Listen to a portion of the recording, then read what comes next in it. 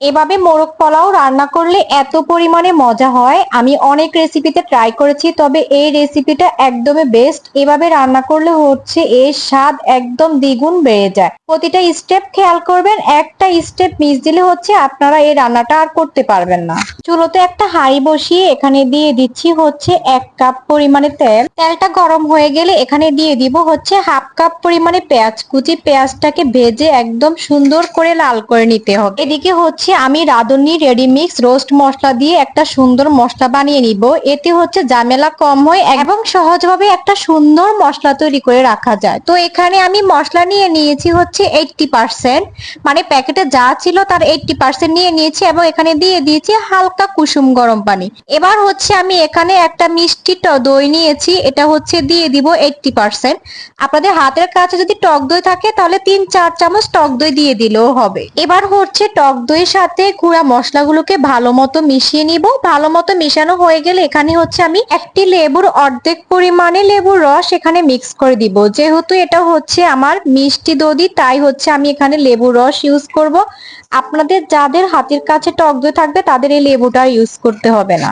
এদিকে আমার পেঁয়াজটা একদম সুন্দর বাদামি কালার হয়ে আসছে, এটা অবশ্যই বাদামি কালার করে নিতে হবে। এবার হচ্ছে এখানে দিয়ে দিচ্ছি 1.5 চামচ পরিমাণে রসুন বাটা এবং 2 চা চামচ পরিমাণে দিয়ে দিচ্ছি হচ্ছে আদা বাটা। সবগুলোকে হালকা ভেজে নিয়ে এবার দিয়ে দিচ্ছি হচ্ছে 1/2 কাপ পরিমাণে পেঁয়াজ বাটা। এটাও অবশ্যই দেওয়ার চেষ্টা করবেন। পেঁয়াজ বাটাটাকে হচ্ছে আমি 2 মিনিট তেলে ভেজে নিব। 2 মিনিট ভাজা হয়ে গেলে এখানে দিয়ে দিব হচ্ছে 2টা টমেটো পেস্ট। অবশ্যই টমেটো পেস্ট ব্যবহার করার চেষ্টা করবেন। আমি ঠিক যেভাবে দেখাচ্ছি স্টেপ বাই স্টেপ এভাবেই হচ্ছে মশলাটাকে বানিয়ে নিবেন। টমেটোটাকেও ঠিক 2 মিনিট ভাজার পরে এবার এখানে দিয়ে দিব হচ্ছে বাদাম বাটা। বাদাম বাটাটা এখানে দিয়েছি 2 টেবিল চামচ পরিমাণে। সবগুলো মশলা যখন ভালো মতো ভাজা হয়ে যাবে তখন এখানে দিয়ে দেব আগে থেকে রেডি করে রাখা পেস্ট গুলো। এবার এখানে দিয়ে দিচ্ছি আমি 2 চা চামচ পরিমাণে লবণ, যার সাথে 1 চা চামচ পরিমাণে গুঁড়ো মরিচ অ্যাড করা ছিল। এই মশলাটাকে হচ্ছে লম্বা সময় ধরে কষাতে হবে, যাতে করে ভালো করে কষানো হয়।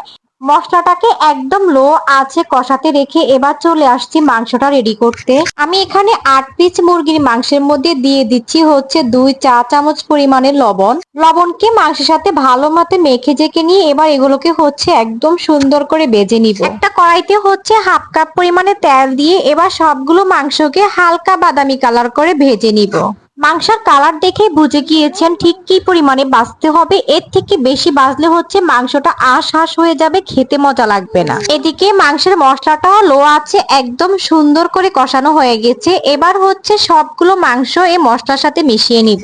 এবার এখানে দিয়ে দিচ্ছি প্রায় 1 কাপ পরিমাণে দুধ, যেটা আমি হচ্ছে গুঁড়ো দুধ দিয়ে বানিয়ে নিয়েছি। 4 টেবিল চামচ পরিমাণে গুঁড়ো দুধ এখানে অ্যাড করেছি। চুলার আঁচটা মিডিয়াম থেকে লোতে রেখে হচ্ছে এটা রান্না করতে হবে। এবার এখানে কিছু আস্ত কাঁচামরিচ আমি দিয়ে দিয়েছি ঝাল বাড়ানোর জন্য, এবং একটা সুন্দর গ্রান আসে কাঁচামরিচ থেকে।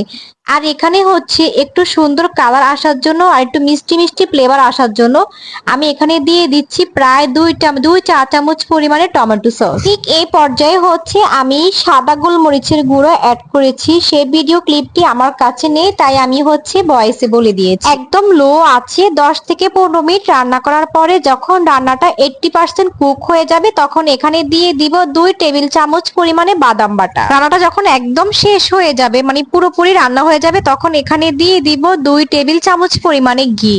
এটা অবশ্যই দিবেন, তাহলে হচ্ছে রোস্টে থেকে একটা সুন্দর গ্রান আসবে।